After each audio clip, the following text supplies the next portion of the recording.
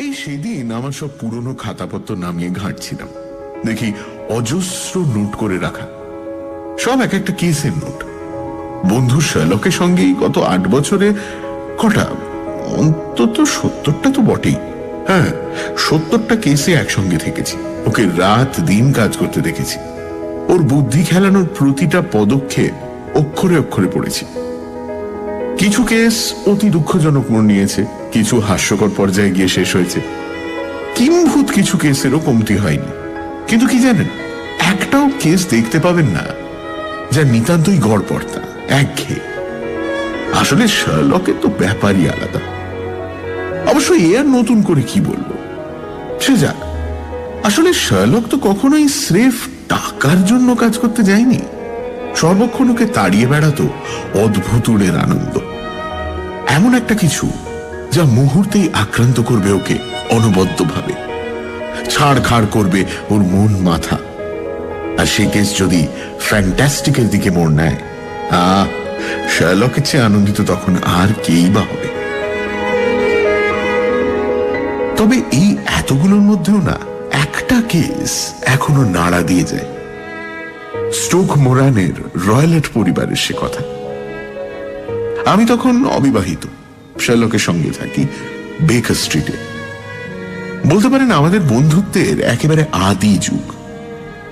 অনেককাল ভেবেছি আপনাদের শোনাবো এই কেসের কথা, কিন্তু কি আর করা, যে ভদ্রমহিলাকে নিয়ে এত ব্যাপার, খোদ তিনিই তো কথা দিয়ে নিয়েছিলেন আমাদের যে তার জীবিত কালে কোনো কিছুই আমরা প্রকাশিত করব না। তবে এই গত মাসে তার অকাল প্রয়াণে আমি প্রমিস মুক্ত হয়েছি। 1883 সালের এপ্রিল মাস, বেশ সকাল তখন, মানে খামোখা এই সময়ে আমার ঘুম ভাঙেই না। তো হঠাৎ দেখি নাকের ডগায় শার্লক, একেবারে ফিটফাট, যেন এক্ষুনি বেরোবে। ঘুম জড়ানো চোখে দেখলাম 7:15 বাজে। বেশ অবাক হলাম, কারণ একে তো নিজে সাধারণত ঢের বেলা করে উঠতো, আর দ্বিতীয়ত ও যখন ইচ্ছে উঠুক গে যাক, আমি কেনই বা আমার অভ্যেস ভাঙবো বলুন তো? একটু বিরক্তই হলাম। অবেলায় ঘুম ভাঙানোর জন্য দুঃখিত ওয়াটসন, কিন্তু কি করি বলো, আজ সকাল থেকে তো এমনটাই হয়ে আসছে। মিসেস হাডসনকে কি একজন টেনে তুললো, তারপর মিসেস হাডসন আমায়, আর ডমিনো এফেক্টে এবার আমি তোমায়। উফ, কেন, কি হয়েছে? আগুন নাকি? ক্লায়েন্ট, যা বুঝতে পারছি কোনো এক মহিলা এসেছেন দেখা করতে, এবং অত্যন্ত উত্তেজিত তার মনের অবস্থা বোধ হয়। আপাতত সিটিং রুমে তিনি উপস্থিত। এখন ব্যাপার হচ্ছে, এই ঘোরতর অবেলায় যখন কোনো কম বয়সী নারী এসে অন্যদের ঘুম থেকে তোলেন, তখন সচরাচর ধরেই নেওয়া যায় অতি গুরুত্বপূর্ণ কিছু জানান দিতে চান। যদি শুনে মনে হয় কেসটি জবরদস্ত, তবে নিশ্চয়ই তুমিও একেবারে প্রথম ধাপ থেকে তাতে মগ্ন থাকতে আগ্রহী হবে, এবং তা ভেবেই আমার এই ঘুম ভাঙানোর পরিকল্পনা। হ্যাঁ, বলো কি? আরে, I wouldn't miss it for anything বন্ধু, বল। এই এক সাংঘাতিক নেশা আমার, জানেন, শার্লককে জটিলতার পরত খুলতে দেখা। উফ, এই একবার মনে হবে যেন অঙ্ক কষছে, তার পরক্ষণই দেখবো অদ্ভুত ভাবে নিজের ইন্টুইশনের উপর বিশ্বাস করে কোনো আজব খেল দেখালো। সে যাক, আমি এক লাফে বিছানা ছেড়ে খানিক ব্রাশ করে নিলাম, নিয়ে এক দৌড় লাগালাম ওর সঙ্গে সিটিং রুমের উদ্দেশ্যে। গিয়ে দেখি এক ভদ্রমহিলা, মাথা থেকে পা অব্দি কালো ঢাকা, হ্যাঁ এমনকি মুখটাও আড়ালেই, জানলার ধারে বসেছিলেন। আমাদের দেখেই উঠে দাঁড়ালেন। গুড মর্নিং ম্যাডাম, আমি শার্লক হোমস, আর ইনি আমার বন্ধু, সহযোগীও বটে, ডক্টর ওয়াটসন। ওনার সামনে মন খুলে বলতে পারেন যা বলার। আপনার জন্য একটু কফি বলি? বেশ কাঁপছেন তো আপনি, একটু ফায়ার প্লেসের কাজটাই এগিয়ে আসুন না। এই কাঁপুনি শীতের নয়, তবে ভয় মিস্টার হোমস, ভয়, আতঙ্ক। ছেড়ে দিন ভয়, সব ঠিক করে দেওয়া যাবে। নিশ্চিন্ত থাকুন, সকালে ট্রেন ধরে এলেন তাই তো? আপনি আপনি আমায় চেনেন তাহলে? না, তবে দেখছি তো আপনার বাঁ হাতের তালুতে একটা রিটার্ন টিকিটের অংশ। বেশ আর্লি বেরিয়েছেন নিশ্চয়ই, তারপর একটা ডগ কাটে করে স্টেশনে পৌঁছবার আগে এলেন বেশ অনেকটা রাস্তা, রাইট? আপনি কি করে, মানে? হ্যাঁ, কিন্তু কোনো রহস্য নেই এতে ম্যাডাম, সহজ তো। ওই যে আপনার জ্যাকেটের বাঁ হাতের কাছটায় অন্তত 7 জায়গায় কাদার ছিটে, সদ্য লাগা। তাই না? কোন ডগ কাট ছাড়া এমন প্রবল কাদা ছিটবে আর কি, বলুন না। আপনি নির্ঘাত চালকের বাঁ দিকটায় বসেছিলেন। জানি না কি করে জানলেন, কিন্তু হ্যাঁ, ইউর রাইট। ভোর 6টা নাগাদ বেরিয়েছি। লেদার হেডে পৌঁছলাম মিনিট 20-তে। তারপর প্রথম ট্রেন ধরেই ওয়াটারলু এলাম। বিশ্বাস করুন, আর পারছি না, আমি পাগল হয়ে যাবো এবার। কার কাছে যাব? কেউ তো নেই। আর যে বেচারি আছে, সে যত্ন করে আমায়, খেয়াল রাখে আমার, সেই বা কি করবে আর? মিসেস ফ্যারিন্টোসের কাছে আপনার নাম শুনেছি, মিস্টার হোমস। আপনি তো তাকে বিপদের দিনে খুব সাহায্য করেছিলেন। আমায় এই নিকষ অন্ধকার থেকে বের করতে পারবেন না? হ্যাঁ, সত্যি বলতে এই মুহূর্তে আমার ক্ষমতা নেই।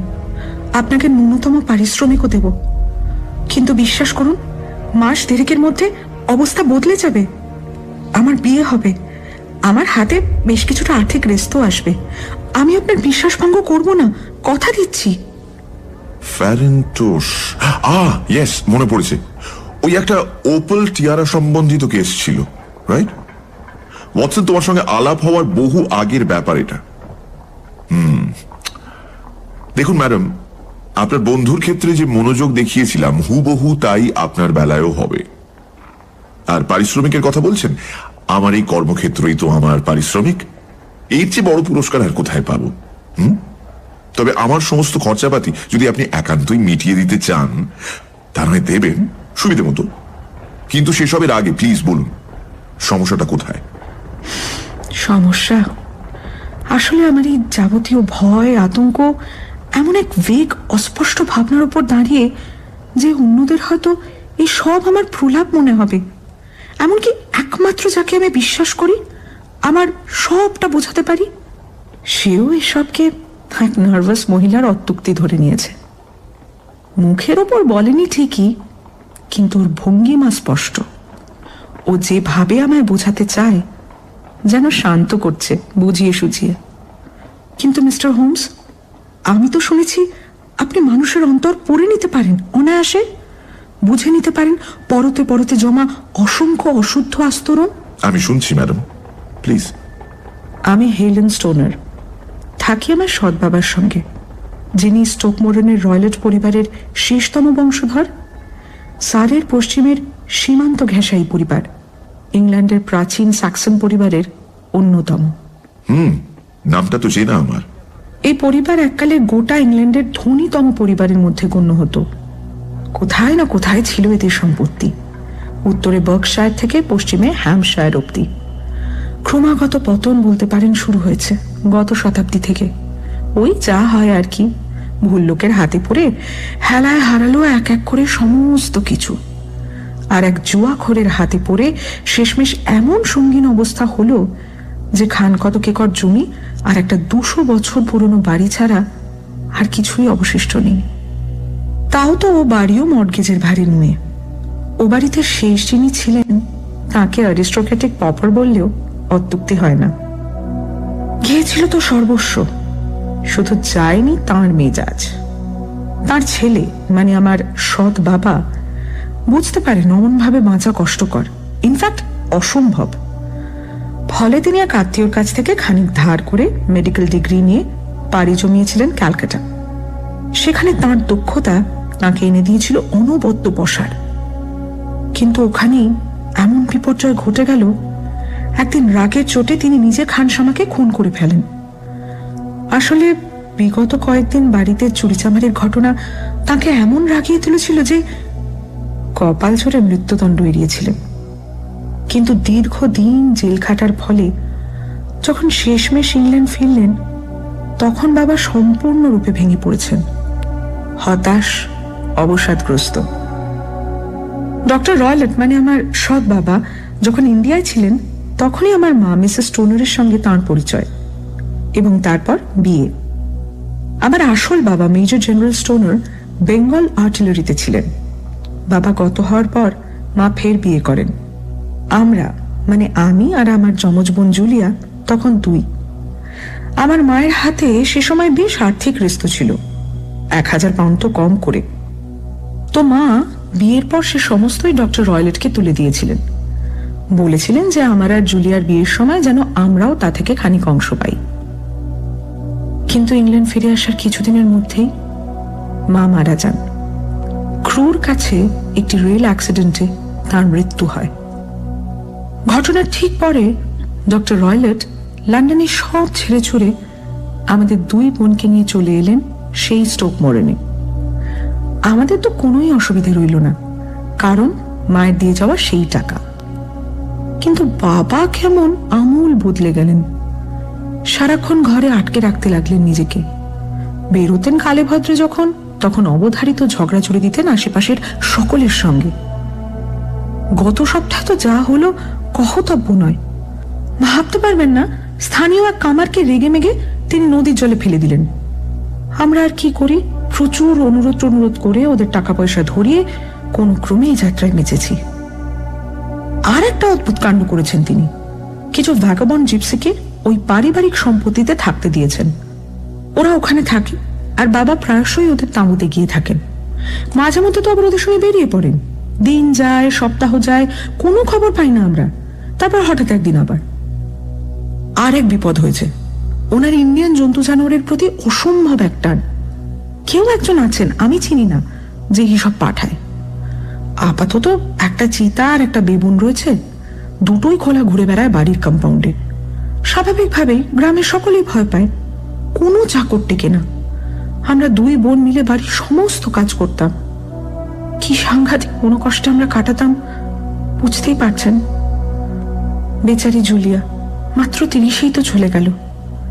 ওই বয়সেই সব চুল সাদা হয়ে গিয়েছিল। কি বুড়িও গিয়েছিল না। আপনার বোন মৃত? বছর 2 আগে। আর সেই মৃত্যু নিয়েই তো আপনার কাছে আসা। আমরা দুজনে অমন বদ্ধ থাকতে থাকতে হাঁপিয়ে উঠেছিলাম। কোথাও যাওয়ার নেই, কিচ্ছু করার নেই।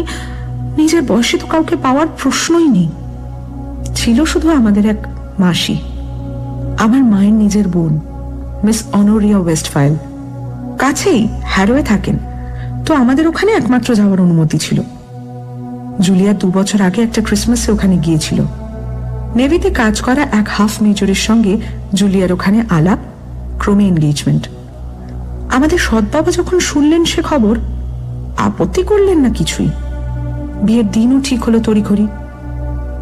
কিন্তু সে রূপকথার দিন আসার এক পক্ষ আগেই আমার একমাত্র সাথী জুলিয়া আমায় ছেড়ে চলে গেল।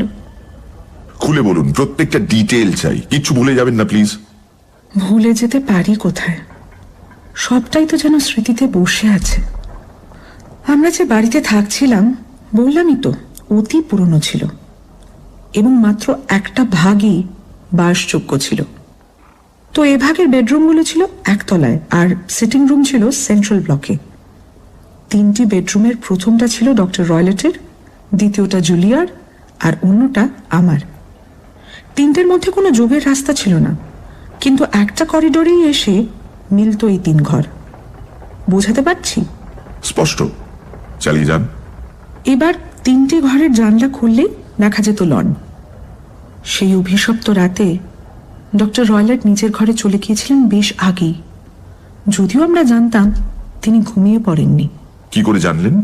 আসলে জুলিয়ার খুব অসুবিধা হচ্ছিল একটা বিচ্ছিরি বোটকা গন্ধে। ডক্টর রয়লেটের অভ্যেস ধরেছিল ইন্ডিয়ান সিগার খাওয়ার, তারই অমন অসহ্য গন্ধ। ফলে জুলিয়া উঠে আসে আমার ঘরে। ছিল কিছুক্ষণ, আমরা কত কথা বললাম ওর আগত বিয়ে নিয়ে। তারপর ওই 11টা নাগাদ হবে, ঘরে যাবে বলে উঠল। উঠে ঠিক বেরোনোর আগে দরজায় দাঁড়িয়ে অদ্ভুত একটা প্রশ্ন করল। আচ্ছা হেলেন, বলতো, কখনো গভীর রাতে কাউকে শীষ দিতে শুনেছিস? শীষ? না তো, না। আচ্ছা, ঘুমের মধ্যে কি নিজে শীষ দেওয়া যায়? জানি না, মানে মনে তো হয় না। কিন্তু কেন জুলিয়া? কারণ শেষ কয়েক রাত আমি নিশ্চিতভাবে শুনেছি সেই শীষ। আলতো কিন্তু স্পষ্ট একটা শীষ। প্রতি রাতে 3টে নাগাদ শুনি আমি। তুই তো জানিস আমার ঘুম কি পাতলা, রোজ ঘুম ভেঙে যায় আমার। জানি না কোথা থেকে তা আসতো, কিন্তু আসতো নিয়ম করে। হয়তো পাশের ঘর থেকে বা লন থেকে। ভাবলাম একবার তোকে জিজ্ঞেস করে যাই, যদি তুই। না রে, আমি শুনিনি। যাক, তুই ভাবিস না, নিশ্চয়ই বিদঘুটে জিপসিগুলোর কেউ একটা। হয়তো বা, কিন্তু লন থেকে এলে তো তুইও শুনতে পেতিস, তাই না? হ্যাঁ, কিন্তু আমি যে তোর চেয়ে অনেক শান্তিতে ঘুমোই রে। আচ্ছা ছাড়, তেমন কিছু নয় হয়তো। আমার দিকে স্মিত হেসে তারপর ও বেরিয়ে গেল। অল্পক্ষণ পর ওর ঘরের লক খোলার আওয়াজ আমি পেয়েছিলাম। আচ্ছা, তবে নিজের ঘরের লক বন্ধ করে ঘুমানো আপনাদের কি অভ্যেস ছিল? সব সময়। আর সেটা কেন? ওই যে বললাম না, আশেপাশে একটা চিতা আর বেবুন থাকলে আপনি খুব নিশ্চিন্তে কি ঘুমোতে পারতেন। তা বটে। তো তারপর? আমার স্বভাবতই ঘুম হলো না একেবারে। কিরকম যেন একটা আশু বিপদের আতঙ্ক গ্রাস করছিল। বুঝতেই তো পারছেন, আমরা যমজ যেহেতু, কি অসম্ভব একটা প্রাণের টান আমাদের মধ্যে ছিল। আর বাইরে রাতটাও না কেমন ঝাঁপিয়ে পড়ছিল আমাদের উপর। প্রচুর বৃষ্টি শুরু হলো সহসা, সঙ্গে তোলপাড় করা ঝড়। মনে হচ্ছিল যেন উড়িয়ে নিয়ে যাবে এক্ষুনি। জানলাগুলো থরথর করে কাঁপছিল, যে কোনো মুহূর্তেই হাল ছেড়ে দেবে যেন। সে তাণ্ডবের মধ্যেই হঠাৎ আমি শুনলাম স্পষ্ট একটা চিৎকার। আমার বোনের চিৎকার। অসম্ভব ভয় পেলে কেউ অমন করে চেঁচায়। আমি তৎক্ষণাৎ একটা শল জড়িয়ে দৌড়ে বেরিয়ে এলাম করিডোরে। কিন্তু জানেন, যেই আমি ঘরের দরজা খুলে বেরোলাম, একটা একটা নিচু স্বরের শীষ শুনেছিলাম, ঠিক যেমনটার কথা জুলিয়া বলেছিল। আর তার কিছু পর আর একটা ভয়াবহ আওয়াজ, যেন একটা বিশাল ধাতুর তৈরি কিছু ঝনঝন করে উঠল। আমি পাগলের মতো দৌড়ে গেলাম জুলিয়ার ঘরের দিকে। গিয়ে দেখি দরজাটা খোলা, পাল্লাটা ধাক্কা খেয়ে একটা ক্যাঁ ক্যাঁ শব্দ করছে। তখনও তো জানি না ভেতরে কি অপেক্ষা করছে। খানিক এগোতেই দেখি জুলিয়া হাতে একটা বাতি নিয়ে অনুক্রমে দরজায় এসে দাঁড়ালো। ভয়ে ওর মুখ ওই অন্ধকারেও সাদা, হাত দুটো হাওয়ায় কিছু একটা আঁকড়ে ধরতে চাইছে, শরীরটা সামলাতে পারছে না টাল। আমি দৌড়ে গিয়ে ওকে জড়িয়ে ধরলাম, কিন্তু ততক্ষণে ওর আর বিন্দু মাত্র দাঁড়াবার ক্ষমতা নেই। যন্ত্রণায় কাতরাচ্ছিল আমার বোন। জুলিয়া, জুলিয়া, কি হয়েছে বল, বল, কে ওখানে, কে ওদিকে, বল। Helen, Helen, oh my God, Helen, সেই ব্যান্ডটা, the speckled band, the speckled band. হয়তো হয়তো আমায় আর একটা কিছু বলতে চাইছিল। একবার ডক্টর রয়লেট, মানে আমাদের সৎ বাবার ঘরের দিকে আঙুল তুলে কি যেন একটা দেখাতেও চাইল, কিন্তু আমি আমি দৌড়ে গেলাম বাবার ঘরের দিকে। তাকে ঢাকতে ঢাকতে দেখি তিনিও ড্রেসিং গাউন পরে দৌড়ে এদিকেই আসছেন। জুলিয়াকে অমন অচৈতন্য অবস্থায় দেখে প্রথমেই তিনি একটু ব্র্যান্ডি খাওয়ানোর চেষ্টা করলেন ওকে। কাজ হলো না। গ্রামের ডাক্তারকেও খবর পাঠানো হলো, কিন্তু জুলিয়া আমার কাছে কোনো কিছুতেই আর ফিরে এলো না। এক মিনিট, ওই যে শীষ আর মেটালিক সাউন্ডটা, আপনি নিশ্চিত সে ব্যাপারে? ঠিক ওগুলোই শুনেছিলেন? এনকোয়ারির সময় করোনারও ঠিক এই কথাটাই জিজ্ঞেস করেছিলেন। এখন দেখুন, বললামই তো কি বেয়ারা রাত ছিল, বাইরে ওরকম তোলপাড়। এবার তার মধ্যে ভুল তো হতেই পারে, কিন্তু আপনার বোন কি বাইরে বেরোনোর পোশাকে ছিলেন? না, নাইট ড্রেসেই তো। আর ওর ডান হাতে দেশলাইয়ের একটা জলা কাঠি ছিল, অন্যটায় দেশলাই বাক্স। অর্থাৎ তিনি কাঠিটা জ্বালিয়েছিলেন যে মুহূর্তে তার মনে হয়েছিল কোনো কিছু একটা গন্ডগোল হচ্ছে। She was alarmed. আচ্ছা, করোনার তিনি কি পেলেন শুনি? তিনি খুব ডিটেলে সবটা ইনভেস্টিগেট করলেন। আসলে আমাদের সৎ বাবারও তো বিশেষ সুনাম ছিল না গ্রামে, অতএব তবে করোনার মৃত্যুর কোনো স্যাটিসফ্যাক্টরি কারণ খুঁজে পাননি। আমি বলতে পারি দরজা ভেতর থেকেই বেশ এটে সেটে বন্ধ করা ছিল, আর জানলার গরাদগুলো পুরোনো দিনের খাঁটি লোহার, ফলে বেশ নিশ্চিন্ত। চার দেওয়াল তাও একেবারে সলিড, মানে কোথাও কোনো ফাঁপা কিছু তো ছিল বলে মনে হয় না। আর চিমনিগুলো হ্যাঁ খানিক চওড়া ছিল, কিন্তু ওখান দিয়েও কারো ঢুকে পড়াটা অসম্ভব। মানে জুলিয়া সে রাতে একাই ঘরে ছিল যখন অঘটন ঘটে। তাছাড়া ওর শরীরেও তো কোনো অত্যাচারের চিহ্ন দেখিনি। বিষ, যদি বিষক্রিয়া হয়? ডাক্তাররা সে পরীক্ষা করেছেন তো, নেগেটিভ। তাহলে আপনার কি মনে হয় কিসে মৃত্যু হলো? আমার ধারণা ভয়, অসম্ভব কোনো কিছুর একটা আতঙ্কে। যদিও সেটা কি তা জানি না। আচ্ছা, ওই যে জিপসিদের কথা বললেন, সে রাতে ওরা ছিল ওই দিকটায়? সবসময় তো কেউ না কেউ থাকে। আচ্ছা, আর ওই যে স্পেকেলড ব্যান্ডের কথা বলেছিলেন জুলিয়া, সেটা থেকে কি বুঝলেন? আমি জানি না ঠিক মিস্টার হোমস। কখনো আমার মনে হয়েছে ওটা প্রলাপ, একদম পাগলের প্রলাপ। আবার কখনো মনে হয়েছে ওই যে জিপসিগুলো, ওরা মাথায় একটা রুমাল বাঁধে, কিরকম স্পটেড। হয়তো ওগুলো দেখে জুলিয়া ওই রকম বলেছিল। অত সহজ মনে হচ্ছে না, আরো গভীরে যেতে হবে। হ্যাঁ, বলুন কি বলছিলেন? 2 বছর কেটে গেছে, আমি এখন আরো একা। যদিও এই গত মাসে আমার এক ছোটবেলার বন্ধু আমায় বিয়ের প্রস্তাব দিয়েছে। ওই ক্রেন ওয়াটার আছে না রিডিং এর কাছে, ওখানকারই মিস্টার আর্মিটাজের মেজো ছেলে, পার্সি আর্মিটাজ। আমার সৎ বাবা সবটাই শুনেছেন, আপত্তি করেননি কিছু। আর আমাদের বিয়েও ঠিক হয়েছে আগামী বসন্তে।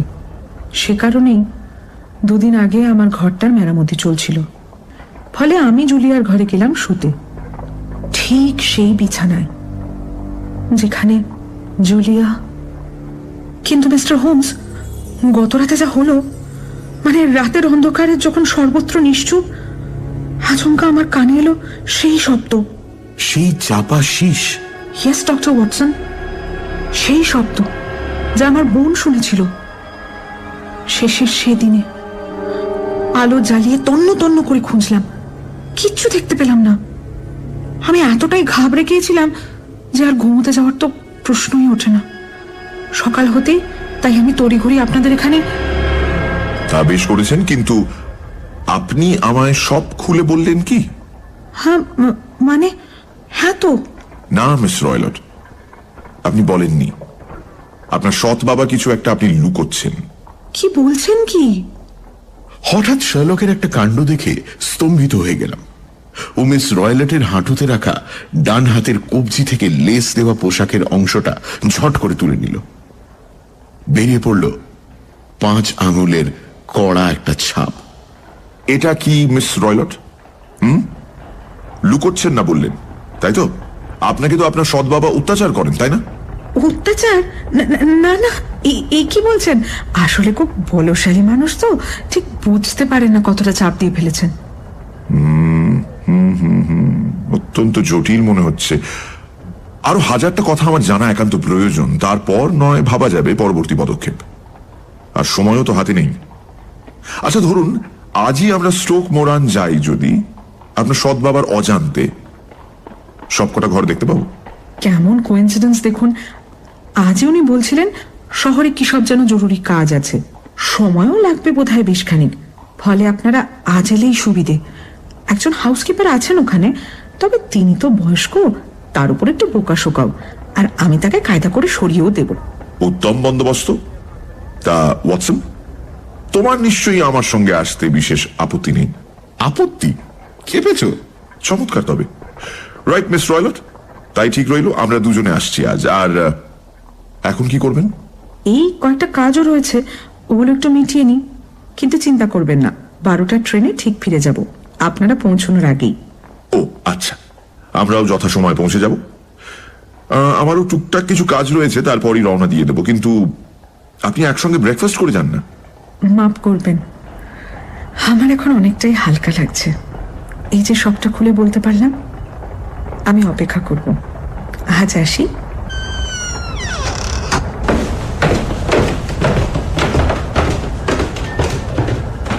তা বন্ধু ওয়াটসন, কি বুঝছো? বেশ জটিল আর পেঁচানো কেস তো। সে আর বলতে। কিন্তু মহিলা যেমন বললেন, জানলা দরজা সব বেশ সুরক্ষিত ছিল, আর দেওয়ালও যখন একেবারে সলিড, তার অর্থ এই যে জুলিয়া মৃত্যুর সময় একেবারে একা ছিল ভেতরে। তাহলে ওই রহস্যময় শীষ আর জুলিয়ার শেষ কথাগুলো, স্পেকলড ব্যান্ড, তার কি মানে করবে ওয়াটসন? কিছুই মাথা ঢুকছে না। মানে হতে পারে যদি তুমি পরপর কয়েকটা সূত্র জুড়ে নাও। প্রথমত, মাত্র রাতেই পাওয়া শীষের শব্দ, তারপর ওই জিপসিদের উপস্থিতি, ওদের সঙ্গে ডক্টর রয়লটের সখ্য। আবার ধরেই নেওয়া যেতে পারে যে ডক্টর রয়লট কিছুতেই চাননি মেয়ে বিয়ে করে চলে যাক। তারপর ধরো ওই মেটালিক আওয়াজ যা জুলিয়া শুনেছিলেন, নিশ্চিতভাবে ওটা কোনো একটা শাটার পড়ার আওয়াজ। অবশ্য অত ভেবে কাজ কি, ওখানে না গিয়ে পড়লে তো কোনো খেয়েই ধরতে পারবো না। তাহলে জিপসিরা কি করছিল? জানি না ওয়াটসন, আই ডোন্ট নো। আমার কিন্তু তোমার এই থিওরিটা মোটেই পোষাচ্ছে না। আমারও বিশেষ না ওয়াটসন, আর তাই তো আমরা আজ স্টোক মোরান যাচ্ছি। গিয়ে একবার সবটা দেখি, মতলবটা কি, ফেটেল কিছু নয় তো নাকি? আবার এখন কোন মক্কেল উদয় হলেন? হঠাৎ দেখি দরজা ঠেলে সত্যি এক অপরিচিত ঢুকে এলেন। ইনফ্যাক্ট দরজা ঠেলে বলার চেয়ে দরজা ভেঙে বলাটা বোধহয় সমীচীন হবে। যিনি এলেন তার শরীর স্বাস্থ্য বেশ জবরদস্ত, পরনে অদ্ভুত একরকম পোশাক, বলতে পারেন শহুরে ও গ্রাম্যর এক মিশেল। মাথায় হ্যাটটা এমন লম্বা যে আরেকটু হলেই দেওয়াল ছুঁত, মুখে হাজারটা ভাঁজ, আর যেন সূর্যের তাপে পুড়ে হলুদ মুখশ্রী, চোখে স্পষ্ট কোনো দুরভিসন্ধি। আপনাদের কোনজন হোমস? কে হোমস? হ্যাঁ, এই যে আমি, বলুন। আমি doctor Grimesby Roylott of Stoke Moran. Right, বসুন। বিশ্বাস করুন, আমি কিন্তু কোনো রকম মানে কোনো বাজে কিছু করিনি। আমার সৎ মেয়ে এখানে এসেছিল, আমি খবর পেয়েছি। কি কি কি কি বলেছে আমার নামে? হ্যাঁ, কি বলে গেছে? হ্যাঁ, কি বলেছে? জমিয়ে ঠান্ডা পড়েছে এবার। এই সময় এতটা জেনারেলি। আমার নামেও কি বলেছে? কি বলে গেছে? কিন্তু আমি তো শুনেছি এবার বেশ ঢালাও ফুল হবে। ও, আমায় রাগিয়ে তুলবেন? হ্যাঁ, আমি হাড়ে হাড়ে চিনি আপনাকে, স্কাউন্ডারেল কোথাকার। নাম শুনেছি আগে, শার্লক হোমস, যে সব ব্যাপারে নাক গলায়, যে কথা নেই বার্তা নেই, রহস্য খুঁজে বেড়ায়। স্কটল্যান্ড ইয়ার্ডের সঙ্গে খুব দহরম মহরম, তাই না? বেশ সরেশ মানুষ তো আপনি। তা বেরোবেন যখন দয়া করে দরজাটা ভালো করে ভেজিয়ে দেবেন, রাইট? কথা এখনো শেষ হয়নি হোমস, আর ফালতু নষ্ট করার সময়ও না আমার নেই। আমি জানি হেলেন স্টোনার এখানে এসেছিল। শুধু একটাই কথা মনে করিয়ে দিতে চাই মিস্টার হোমস, আমার ব্যাপারে নাক গলাবেন না, বুঝেছেন? কারণ আমি কিন্তু সাংঘাতিক সর্বনেশে। খেয়াল রাখবেন যেন ভবিষ্যতে আমার খপ্পরে না পড়েন।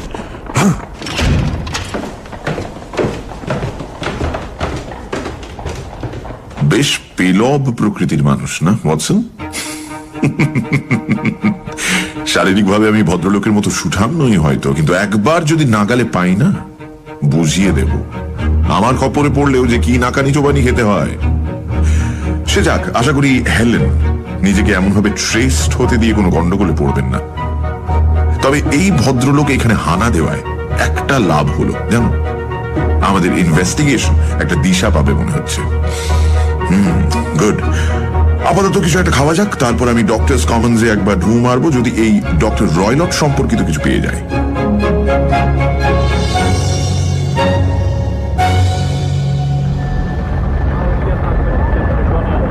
প্রায় দুপুর 1টা নাগাদ ফিরল শার্লক। হাতে ধরা ছিল একটা নীল কাগজ, তাতে ভর্তি এক গাদা নোট, ফিগার। মৃত স্ত্রীর করে যাওয়া উইলটা দেখলাম, বুঝলেন? পুঙ্খানুপুঙ্খ হিসেব টিসেবও করে ফেললাম। মানে মৃত্যুর সময় তার কাছে যে 1100 পাউন্ড ছিল, তার দাম এখন পড়ে গিয়ে হয়েছে 750।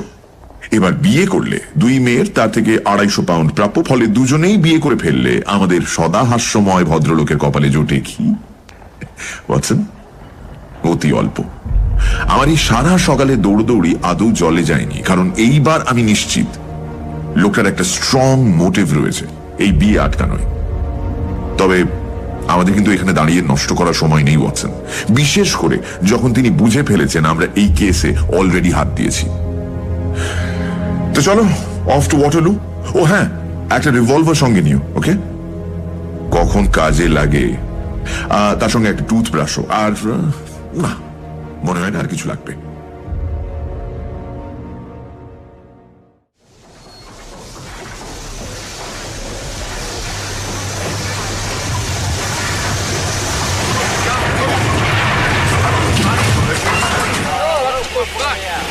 ওয়াটারলু স্টেশনে পৌঁছলাম বেশ জলদি। গিয়েই লেথারহেডের দিকে একটা ট্রেনও পেয়ে গেলাম। সেখানে নেমে একটা ঘোড়ার গাড়ি ভাড়া করে আমরা দুই বন্ধু চললাম স্টোকমোরান। সারি কাউন্টির অপূর্ব মনোরম রাস্তা পেরিয়ে প্রায় 4-5 মাইল যেতে হলো আমাদের। আকাশে বেশ তুলোর মেঘ, আবার নরম একরকম সূর্যও রয়েছে। হাওয়ায় সদ্য ভেজা মাটির গন্ধ, সব মিলিয়ে আসন্ন বসন্তের অমন্য মোহময় আবেশ দুর্দান্তই লাগছিল। অদ্ভুত লাগছিল, কারণ ওই সুন্দর পরিবেশে আমরা কি করছিলাম না এক রহস্যের পিছে ধাওয়া। স্ট্রেঞ্জ না? প্রায় সারা রাস্তাটাই শার্লক মাথার টুপিতে চোখ ঢেকে, বুকে থুতনি ঠেকিয়ে মনে মনে হাজারটা অঙ্ক কষে গেল আমি জানি। তারপর হঠাৎ আমার কাঁধে টোকা মারল। ওই দেখো স্টোকমোরান। হ্যাঁ স্যার, ডক্টর গ্রিমসবি রয়লেটের বাড়ি। ওখানে আমাদের একটা মেরামতির কাজ চলছে আসলে। ও তাই? ওই যে দেখুন গ্রামটা দেখতে পাচ্ছেন, ওই যে বাড়িগুলো। কিন্তু রয়লেটদের বাড়ি যেতে হলে আপনারা বরং এই মাঠের পাশের ফুটপাতটা ধরুন, শর্টকাট হবে। ওই যে দেখুন একজন মহিলা হাঁটছেন, দেখতে পাচ্ছেন? ওটা মিস স্টোনার না? বেশ, আপনি যেমনটা বলছেন তেমনটাই করি। ওয়াটসন চলো তাহলে। আচ্ছা, আপনাকে যেন কত দেব? ভাড়া মিটিয়ে আমরা হাঁটা লাগালাম। নিজেদের আর্কিটেক্ট সাজানোটা জরুরি ছিল, বুঝলে? ওই বাড়িতে কাজ চলছে আমাদের, এটা না বললে কত রকম কথা যে বানিয়ে বলা শুরু হবে, ভাবতে পারছো Watson? Good afternoon miss stoner. কি বলেছিলাম না ঠিক সময় পৌঁছে যাব? উফ, আপনাদের অপেক্ষাতেই তো বসে আছি সেই কখন থেকে। আসুন আসুন, আই এম সো হ্যাপি। আচ্ছা, এদিককার খবরও ভালো। ডক্টর রয়লেট শহরে গেছেন কাজে, সন্ধ্যের আগে ফিরবেন বলে তো মনে হয় না। তার সঙ্গে সাক্ষাতের সৌভাগ্য আমাদের ইতিমধ্যেই হয়েছে মিস স্টোনার। কি মানে মানে উনি আমায় ফলো করেছেন? তাই তো মনে হচ্ছে। কি সাংঘাতিক মানুষটা! উফ, এবার এবার কি করব? ফিরে এসে তো জিজ্ঞেস করবেই। সে বোকামি মনে হয় না তিনি করবেন, কারণ তিনি ভালো করেই জানেন এই কেসে তার পেছনে লেগেছে যে সে চলে পাতায় পাতায়। আর একান্তই যদি তিনি ভায়োলেন্ট হয়ে ওঠেন তাহলে আপনাকে হ্যারোতে আপনার মাসির কাছে পৌঁছবার ব্যবস্থা করতে হবে। আচ্ছা, সেসব পরে দেখা যাবে। আপাতত যেটুকু সময় হাতে পাচ্ছি সৎ ব্যবহার করা উচিত। চলুন ঘরগুলো দেখি।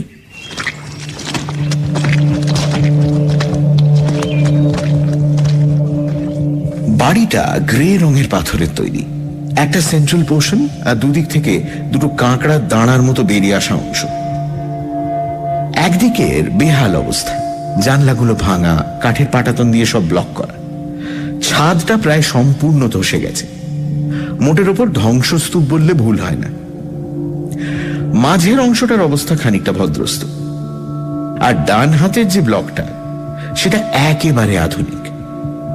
জানলায় পরিপাটিভাবে ব্লাইন্ড লাগানো, নীল ধোঁয়া বেরোচ্ছে চিমনি দিয়ে, মানে স্পষ্ট বোঝা যায় এখানেই রয়লেটরা থাকেন। মেরামতির কাজ চলছিল বটে, অংশ বিশেষে কিছু ভাঙা, মইটই লাগানো, কিন্তু কোনো মানুষ চোখে পড়ল না।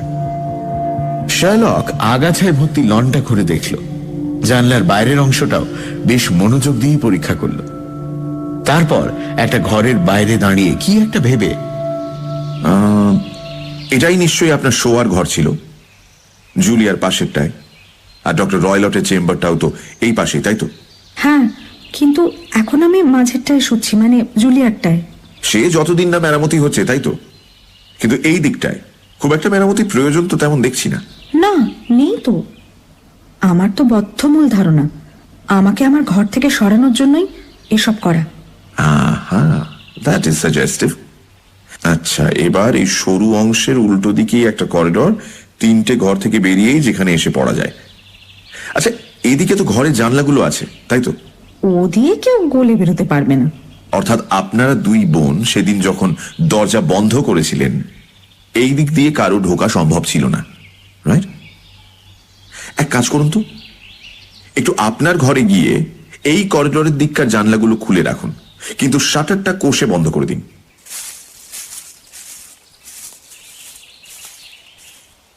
মিস স্টোনার তাই করলেন।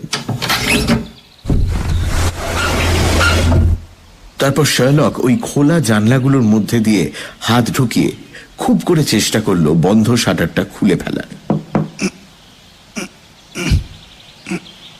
কিন্তু কোনো কাজ হলো না। আসলে একটা ছুরি ঢুকিয়েও যে ছিটকিনিটা খুলবে সেটুকু ফাঁকও নেই। দরজার কবজাগুলো বেশ নেড়ে চেড়ে দেখল শার্লক। আরো ভাবতে হচ্ছে ওয়াটসন, শাটারগুলো যদি কেউ ভালো করে বন্ধ করে রাখে, সত্যিকারও গোলে ঢোকা অসম্ভব। এবার ভেতর থেকে দেখাটা দরকার। একটা ছোট্ট সাইড ডোর দিয়ে হোয়াইট ওয়াশ করা করিডোরে এসে হাজির হলাম আমরা। পাশাপাশি 3খানা বেডরুম। শার্লক শটান সেই ঘরটাতেই গিয়ে ঢুকলো যা আপাতত হেলেন স্টোনার ব্যবহার করেন, যা আসলে সেই ঘর যেখানে জুলিয়া মারাত্মক কোনো এক অভিজ্ঞতার সম্মুখীন হয়েছিল। এমনি ঘরটা মোটের উপর বেশ ছিমছাম, থাকতে মন্দ লাগবে না। সিলিংটা নিচু, একটা পেল্লায় ফায়ারপ্লেসও রয়েছে, ঠিক পুরনো দিনের বাড়ির মতো। একধারে ব্রাউন রঙের কিছু ড্রয়ার, একটা সরু সাদা খাট, আর জানলার বাঁদিকে একটা ড্রেসিং টেবিল। ঘরে আসবাব বলতে আর 2টো বেতের চেয়ার, আর ঠিক মাঝখানে একটা ওয়েলটন কার্পেট। ঘরের উডেন প্যানেলগুলো যদিও কোনার দিকালের কে জানে, রং চটে গেছে, অর্ধেক পোকায় খাওয়া। শার্লক হঠাৎ একটা চেয়ার টেনে এক কোণে গিয়ে বসল। মুখে একটাও কথা নেই, কিন্তু চোখগুলো ঘুরছিল সারা ঘর। আমি জানি মানুষ চোখে সবটা তুলে রাখছে সে। তারপর হঠাৎ দেওয়াল থেকে টাঙানো একটা ঘন্টার দড়িতে ওর নজর পড়ল। এটা দিয়ে কি হয়? ওই হাউসকিপারকে ডাকার জন্য। দেখে তো মনে হচ্ছে খুব পুরনো নয়। না, নয় তো বটেই। এই ধরুন বছর 2 আগে লাগানো। আপনার বোন চেয়েছিলেন বোধহয়। না, তা ঠিক নয়, কখনো শুনিনি ওকে ব্যবহার করতে। আর তাছাড়া আমরা যখনই কিছু চাইতাম নিজেরাই ব্যবস্থা করে নিতাম। খামোখা এখানে এইভাবে একটা মজবুত ঘন্টার দড়ি অযথা লাগানো। ঠিক আছে, দেখে নিচ্ছি। আচ্ছা, আমায় একটু অনুমতি দিন, ভালো করে ঘরটা দেখতে হবে। কিছু বোঝার আগেই শার্লক সারা ঘরে একটা আতশকাচ নিয়ে ঝুঁকে কি সব দেখতে লাগলো। দেওয়ালের প্যানেলগুলো দেখলো, খাটের কাছটায় গিয়ে এদিক ওদিক খুব করে পর্যবেক্ষণ করলো। তারপর ওই ঘন্টার দড়িতে দিল এক টান। কোনো আওয়াজ হলো না। আচ্ছা, এটা ডামি? কেন বাজে না? বাজবে কি করে? কোনো তারের সঙ্গেই তো যোগ নেই। How interesting. দেখুন, ওপরের ওই ভেন্টিলেটরটাই দেখুন, ওখানে একটা হুকের সঙ্গে লাগানো মাত্র। অ্যাবসার্ড, খেয়ালই করিনি আগে কখনো। সত্যি খুব স্ট্রেঞ্জ, অদ্ভুত কয়েকটা ব্যাপার রয়েছে ঘরটায়। খেয়াল করেছেন এই ঘরের ভেন্টিলেটর আর একটা ঘরের দিকে মুখ করা? মানে আর্কিটেক্ট এত খেটে খুঁটে কেন এমনটা করলেন? বাইরের হাওয়াই যদি না ঢোকে ঘরে, তাহলে ভেন্টিলেটরের লাভই বা কি? এটাও ওই বছর 2 আগে করানো। খুব ইন্টারেস্টিং। একটা ডামি ঘন্টার দড়ি, একটা এমন ভেন্টিলেটর যা আদতে ভেন্টিলেট করে না। মিস স্টোনার, আমায় কিন্তু এবার ডক্টর রয়লটের ঘরটাও একবার দেখে নিতে হবে।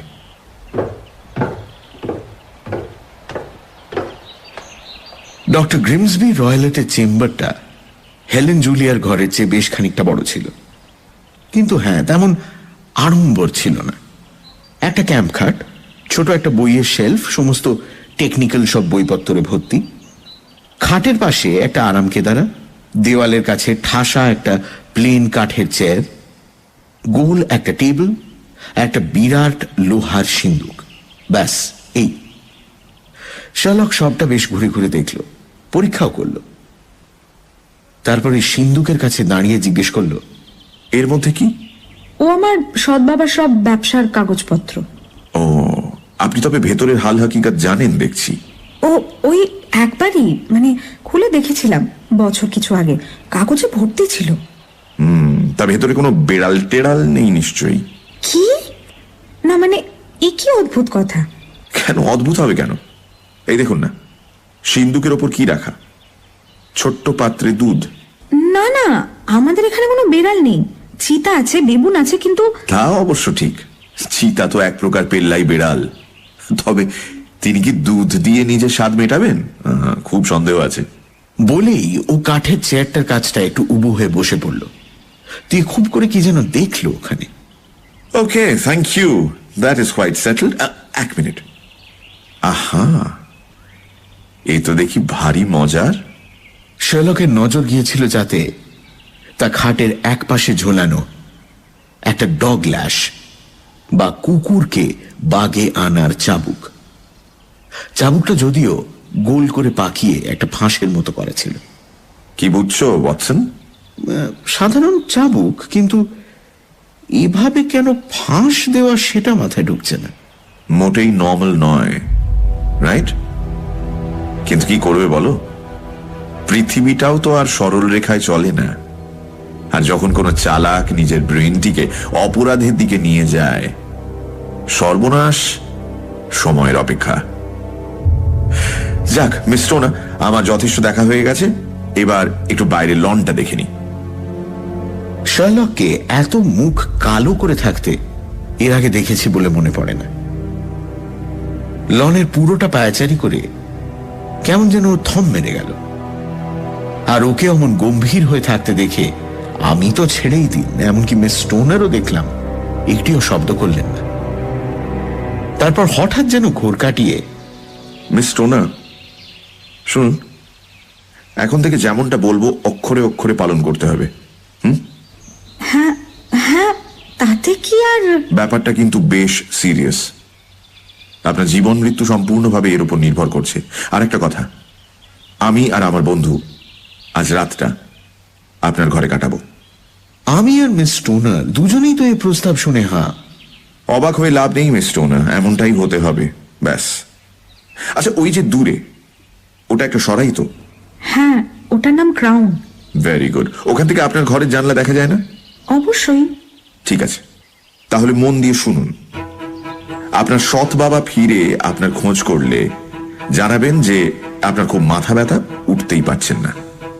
তারপর যেই বুঝবেন তিনি নিজের ঘরে ঢুকে পড়েছেন, অমনি আপনি আপনার ঘরের জানলার শাটারগুলো খুলে দেবেন, দিয়ে একটা লম্ফ রেখে দেবেন তার উপর।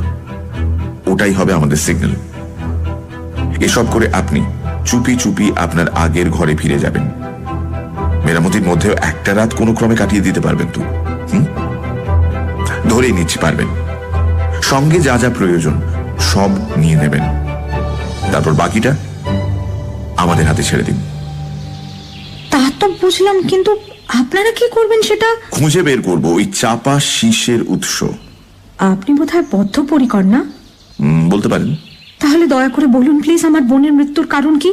হাতে আরো প্রমাণ না পেয়ে ঠিক বলতে চাই না। অন্তত অন্তত এইটুকু তো বলুন যে আমার ধারণাটা ঠিক কি না। মনে হয় না। আরো মজবুত কোনো কারণ ছিল নিশ্চিত। তবে এখানে দাঁড়িয়ে আর কথা বললে বিপদ, পুরোটাই জলে না যায়। ডক্টর রয়লটে ফেরার সময় হলো, তাই না?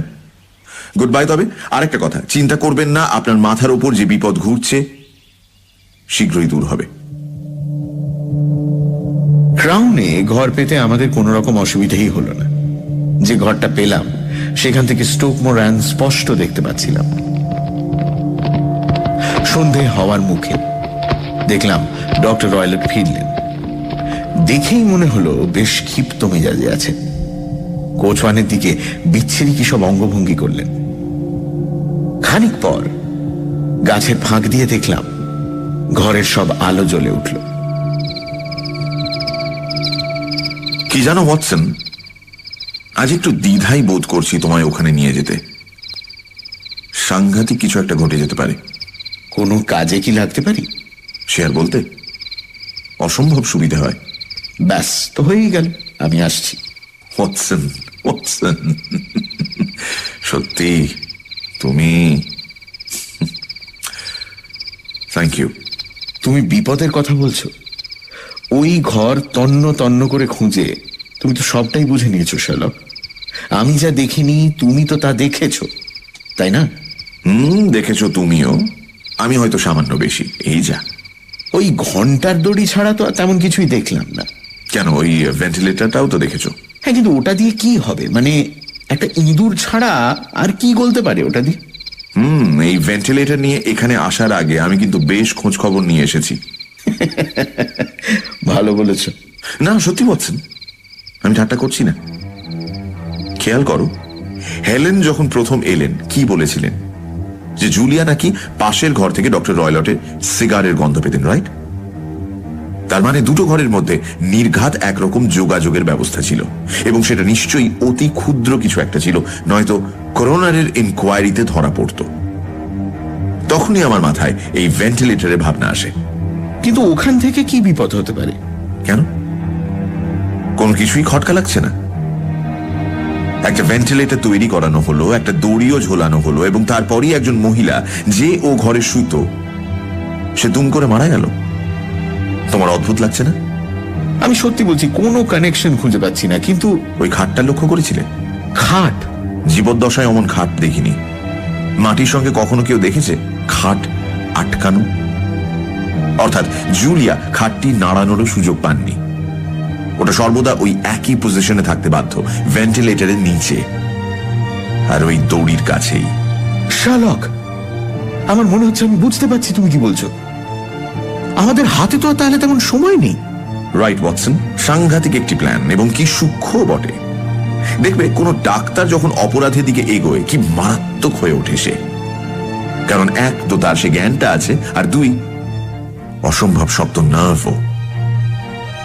বাবা অ্যান্ড প্রিচারের এই জগতে বেশ নাম ডাক ছিল, কিন্তু এ তো দেখছি দুকাঠি এগিয়ে। তবে ওয়াটসন, আমার বিশ্বাস আজ রাতে জবর একটা খেল দেখব, ডেঞ্জারাস একটা খেলা। তো তার আগে এসো দু বন্ধুতে পাইপে জমিয়ে শুকটান দেওয়া যাক।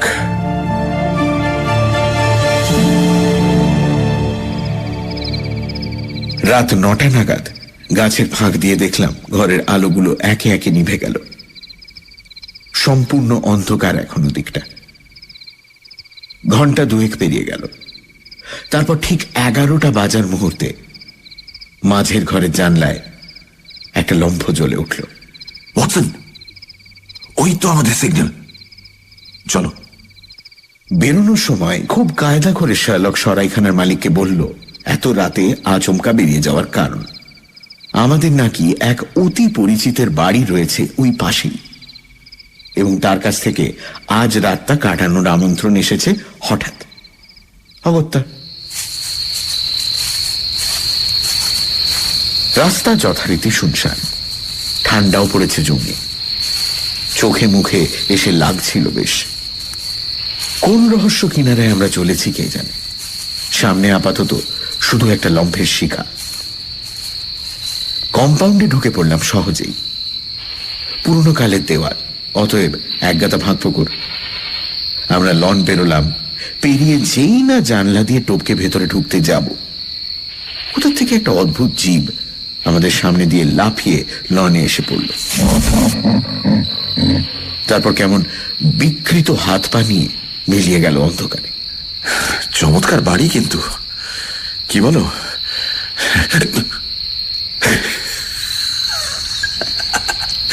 বাবুন, ভুলেই গিয়েছিলাম এই বাড়ির আজব সব জীবজন্তুর কথা। হঠাৎ মনে হলো এই রে, এবার যদি চিতাটাও লাফিয়ে ঘাড়ে ওঠে। ফলে শার্লকের দেখা দেখি যেই না আমরা পা টিপে টিপে বেডরুমে প্রবেশ করতে সক্ষম হলাম, হাঁপ ছেড়ে বাঁচলাম।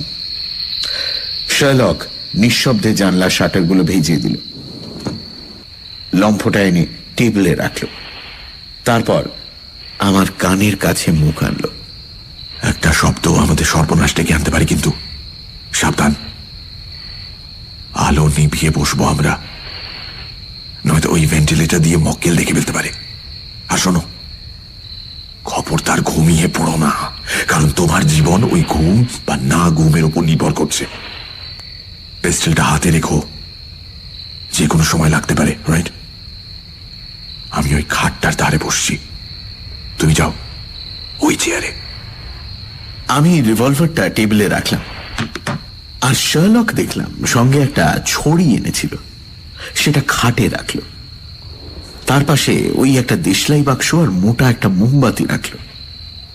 লম্ফটা নিভিয়ে তারপর আমরা সম্পূর্ণ অন্ধকারে মিশে গেলাম। কতক্ষণ যে অমন ভয়াবহ আবহে আমরা বসেছিলাম খেয়াল নেই। নিঃশ্বাস বন্ধ রেখে আমরা অপেক্ষা করছিলাম কোনো এক সাংঘাতিক বিপদ ঘটার। আমার বন্ধু আমার চেয়ে অল্প দূরে বসে, কিন্তু আমি ওকে দেখতে পাচ্ছিলাম না। তবু আমি নিশ্চিন্ত ও অতন্দ্র প্রহরীর মতো জেগেছিল। বাইরে থেকে রাত পাখিদের ডাক আসছিল। একবার তো জানলায় ভয়ানক একটা চাপা গর্জনও শুনলাম। চিতাটি যে বহাল তবিয়তে ঘুরে বেড়াচ্ছে তাতে কোনো সন্দেহ নেই। দূরে কোথাও ঢং ঢং করে ঘড়ি সময় জানাচ্ছিল। 12টা, 1টা, 2টো, তারপর 3টে পেরিয়ে গেল। আমরা অপেক্ষামান। তারপর হঠাৎ একটা ঝলক, ভেন্টিলেটর থেকে কিছুটা আলো এসেই চলে গেল। আমরা তেল ও কোনো এক ধাতু পোড়ার একটা কড়া গন্ধ পেলাম। কেউ একটা পাশের ঘরে লম্ফ জ্বালিয়েছে। তারপর আবার সব চুপ, যদিও গন্ধটা আরো কড়া হতে লাগলো। কতক্ষণ হবে, অন্তত আধ ঘন্টা তো বটেই। আমরা বসে রইলাম কিছু একটা শোনার অপেক্ষায়। তারপর আচমকা একটা শব্দ পেলাম, মিহি একটা শীষ। কেটলি থেকে যেন বাষ্প বেরোচ্ছে, এবং তখনই দেখি শার্লক খাট থেকে লাফিয়ে নেমে ওই বেতের ছড়িটা দিয়ে ঘন্টার দড়িটায় অসম্ভব আঘাত করল। দেখলে ওয়াটসন, দেখলে দেখলে তুমি? আমি তো কিছুই দেখতে পাইনি। আসলে শার্লক যখন দেশলাইটা জ্বাললো, আমি তখন এতটাই হতভম্ব যে কিছুই বুঝে উঠতে পারিনি প্রথমে। কিন্তু আমি একটা চাপা শীষ শুনতে পেয়েছিলাম স্পষ্ট। শার্লক যে কিসের ওপর অমন আঘাত করলো তাও বুঝতে পারলাম না। তবে শার্লকের মুখে আমি সাংঘাতিক একটা বিপদের ছায়া দেখেছিলাম। ও ভেন্টিলেটরের দিকে অদ্ভুতভাবে তাকিয়েছিল, যেন ওখান থেকেই কিছু। আর ঠিক তখনই এমন এক আর্তনাদ কানে এলো, যা সত্যি বলছি জীবদ্দশায় শুনিনি। একই সঙ্গে যেন ভয়, দুঃখ আর রাগ মেশানো। ক্ষণে ক্ষণে তা বেড়ে চলল। অনেক পরে শুনেছি ওই চিৎকারে নাকি দূরে গ্রামেরও অনেকে ধরফড়িয়ে উঠে পড়েছিল। পিলে চমকানো সে চিৎকার বেশ কিছুক্ষণ চলার পর শেষমেশ স্তব্ধ হল। আবার নিস্তব্ধতা ঘিরে ফেলল চারপাশ। আমার চোখে মুখে তখন অসীম জিজ্ঞাসা। ইটস অল ওভার ওয়াটসন, এবং সম্ভবত শেষমেশ সব ভালোই হলো। তোমার পিস্টলটা নাও, ডক্টর রয়লটের ঘরে ঢুকবো আমরা। থমথমে মুখ নিয়ে শার্লক লম্ফটা জ্বালালো। তারপর করিডোর দিয়ে ডক্টরের চেম্বারের দিকে এগোলাম আমরা। একবার টোকা, দুবার। কেউ ভেতর থেকে কোনো উত্তর দিল না। তখন আমরা ধীরে ওই ঘরে ঢুকলাম। আমার হাতে পিস্তল চালু। ঢুকে দেখলাম টেবিলে একটা লণ্ঠন জ্বলছে তখনও। তার আলোটা গিয়ে পড়েছে ওই লোহার সিন্দুকটায়, যেটা আধ খোলা পড়ে রয়েছে। পাশের কাঠের চেয়ারে বসে ডক্টর গ্রিমসবি রয়লেট, লম্বা একটা গ্রে রঙের ড্রেসিং গাউন পরা, কোলে তার সকালে দেখা সেই চাবুকটা। সিলিং এর দিকে অদ্ভুত এক দৃষ্টি দিয়ে নিথর তার দেহ। মাথার কাছটায় দেখলাম কি যেন একটা অসম্ভব শক্ত করে জড়ানো, কিরকম হলুদ রঙের আর ব্রাউন চাকা চাকা, দ্য স্প্যাগেলড ব্যান্ড। আমি একটু এগোতেই দেখি ওই ব্রাউন চাকা চাকা জিনিসটা নড়ে উঠল, উঠে আচমকা ফনা তুলে আমাদের দিকে তাকাল। ওয়াটসন, এটা সোয়াম্প অ্যাডার। ইন্ডিয়ায় পাওয়া যায়, ভয়ানক প্রজাতি। মানুষটা কামড় খাওয়ার 10 সেকেন্ডের মধ্যে মারা গেছে। এই হয়, অন্যের জন্য গর্ত খুঁড়লে একদিন না একদিন তাতেই পড়ে মরতে হয়। প্রকৃতির নিয়ম, কি করবে বলো। সে যাক, আপাতত এনাকে নিজের বাসায় ফেরত পাঠানো যাক। চলো, তারপর মিস স্টোনারকে সেফ কোথাও একটা পাঠিয়ে কাউন্টি পুলিশকে খবর দেওয়া যাক। এরপরে শার্লক বেশ দুঃসাহসিক একটা কাজ নিমেষেই করে ফেলল। মৃত রয়লেটের কোল থেকে ওই ফাঁস লাগানো চাবুকটা তুলে ও খুব সন্তর্পণে সাপের মুখে পরিয়ে দিল। তারপর তাকে লোহার সিন্দুকে পাচার করল। তারপর আর কি, যা হওয়া তাই হলো। মিস স্টোনারকে সমস্ত ঘটনা জানানো হলো। স্বভাবতই তিনি খুব ভেঙে পড়লেন। পরের সকালেই তাকে হ্যারোতে তার মাসির কাছে পৌঁছে দেওয়ার ব্যবস্থা হলো।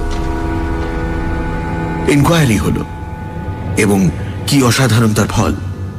পুলিশের মত, ডক্টর গ্রিমসবি রয়লেট সাংঘাতিক এক পোষ্যের সঙ্গে খেলতে গিয়েই নাকি মৃত্যুবরণ করেছেন।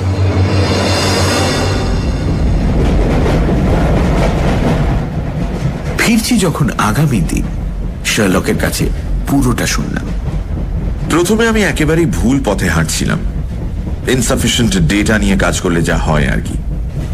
এক তো ওই জিপসিদের উপস্থিতি, তারপর অন্ধকারে ভয়ের মুখে দেখা জুলিয়ার ওই ব্যান্ড আমাকে একেবারে অন্য ভাবনায় নিয়ে গিয়েছিল। তারপর ভালো করে ঘরটা দেখে বুঝলাম ভুল হচ্ছে কোথাও একটা।